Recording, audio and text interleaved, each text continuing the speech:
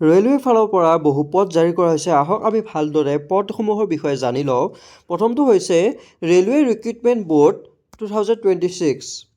তো ইয়াৰ last date হৈছে 2 March 2026। তো ইয়াত সম্পূৰ্ণ হিচাপে আমি চাই লওঁ।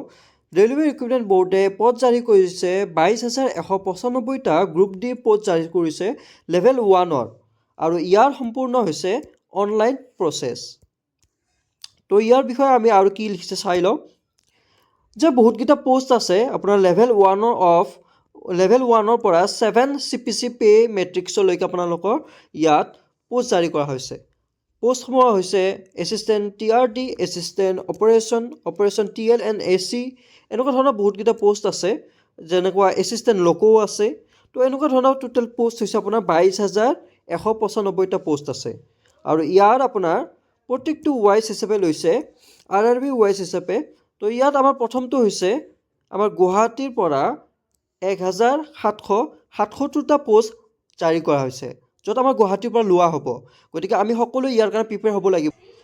ইয়াত আপোনালোকৰ দৰমহা ছিষ্টেমটো দিয়া হ'ব লেভেল 1-ৰ পৰা 7 নম্বৰ লেভেললৈকে CPCলৈকে আপোনালোকৰ দৰমহা দিয়া হ'ব, যাৰ আপোনাৰ ষ্টাৰ্টিং দৰমহাটো হ'ব 18,000ৰ পৰা ষ্টাৰ্টিং দৰমহা হ'ব। আৰু যদি আপোনালোকে কিবা অনলাইন পে'মেণ্ট কৰোঁতে বা অনলাইন এপ্লিকেশ্যন কৰোঁতে কিবা যদি আপোনালোকে অসুবিধাৰ সন্মুখীন হয়, তেতিয়াহ'লে আপোনালোকে 10টা বজাৰ পৰা 5টা বজালৈকে এই ফোন নম্বৰকেইটা আপোনালোকে কণ্টেক্ট কৰিব পাৰে বা এওঁলোকক আপোনালোকে ইমেইল আইডিটো মেইল কৰিব পাৰে। তাৰপাছত ইয়াত এজ দিয়া হৈছে, বয়সৰ সীমা হৈছে 18 বছৰ পৰা 33 বছৰলৈকে ইয়াৰ বয়সৰ সীমা। আৰু SC STৰ বাবে 5 বছৰ ৰেহাই দিয়া হৈছে, OBCৰ বাবে 3 বছৰ, PWD জেনেৰেলৰ 10 বছৰ আৰু PWD OBCৰ 13 বছৰ আৰু PWD ST SCৰ বাবে 15 বছৰ বয়স ৰেহাই দিয়া হৈছে। ইয়াত আহিল আমাৰ কোৱালিফিকেশ্যন কি লাগিব। ইয়াত কৈছে যে মাষ্ট বি 10 পাছ হ'বই লাগিব, নহ'লে ITI থাকিব লাগিব, নহ'লে ইকুইভেলেণ্ট হ'ব লাগিব, নতুবা নেশ্যনেল এপ্ৰেণ্টিছশ্বিপ চাৰ্টিফিকেট থাকিব লাগিব, NAC চাৰ্টিফিকেট থাকিব লাগিব। এতিয়া আমাৰ এপ্লিকেশ্যন ফিজটো আমি চাই লওঁ।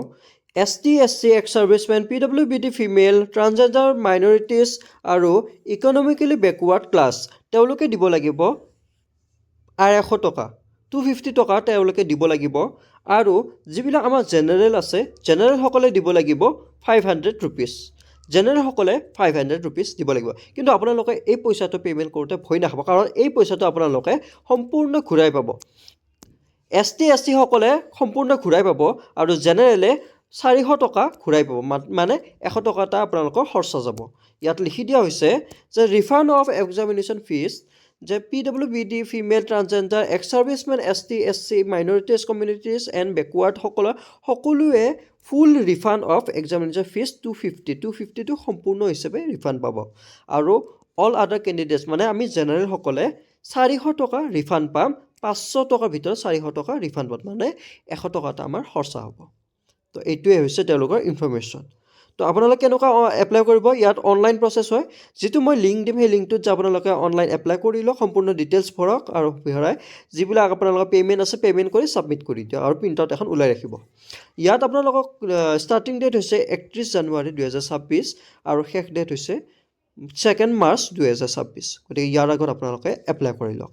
ইয়াৰ লগতে আমি এই ক্ষেত্ৰত আমাৰ কি ডকুমেণ্ট চাব লাগিব, কি চিলেবাছ চাব লাগিব, কিমানখিনি কি আহিব, কিমান নম্বৰৰ পৰীক্ষা হ'ব, কিমান কি সকলো ডিটেইলছ আমি বুজাম। আপোনালোকে চেনেলটো ছাবস্ক্ৰাইব কৰি থৈ দিয়ক। নেক্সট ভিডিঅ'ত আমি দেখুৱাম যে আমাৰ কি চিলেবাছ চালে আমি এই পৰীক্ষাটো পাছ কৰিব পাৰিম। গতিকে আপোনাৰ সকলোৱে চেনেলটো ছাবস্ক্ৰাইব কৰি থৈ দিয়ক আৰু ভিডিঅ'টো ভাল লাগিলে এটা লাইক কৰি দিব।